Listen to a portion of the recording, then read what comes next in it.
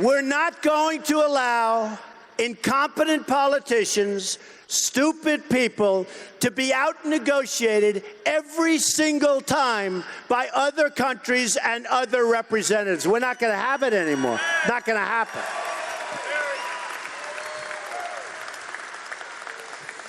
We are going to run our country so well and so tight and so smart. And you know what?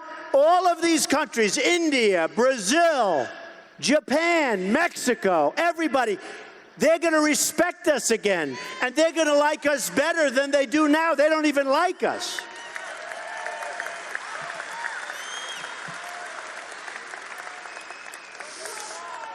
And we are going to make America great again. Believe me, I promise you.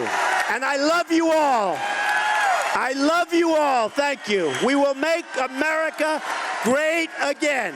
Thank you.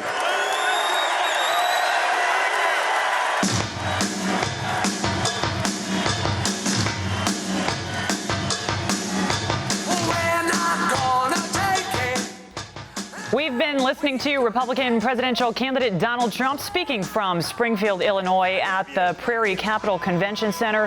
He really focused tonight on how we take back our country.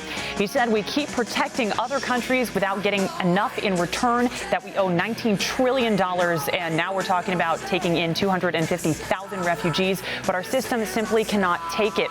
He stressed we are going to start by building a border wall, by getting Mexico to pay for it, and when it is built, we won't be ripped off as much. He said we're going to take back trade from China, Japan, and India, all countries he's done deals with, and he wants to bring back our jobs and our manufacturing, noting that labor participation in America is the worst it has been in years, and that 5.2% is a phony number.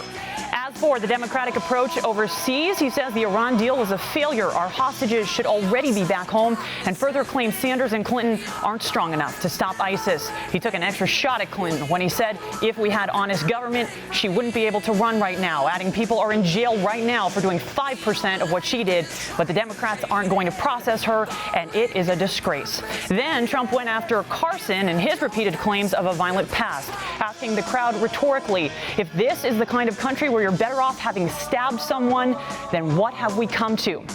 Now, as you know, if you've been following this race, we're about a year away from Election Day 2016, with Carson sneaking up on Trump. Both men almost tied now as the strong frontrunners for the Republican nomination. An independent Quinnipiac University poll shows Trump with 24% of Republican votes compared to Carson's 23%. So Trump had to do something strategic, and that is why tonight's location is worth noting. There are a lot of Trump people downstate that don't necessarily vote in Republican primaries. The Illinois primary hasn't gotten that much attention, but it is quite early on in this coming race. And if Trump could secure victories in Illinois and Florida on the same day, he'd be even harder to beat.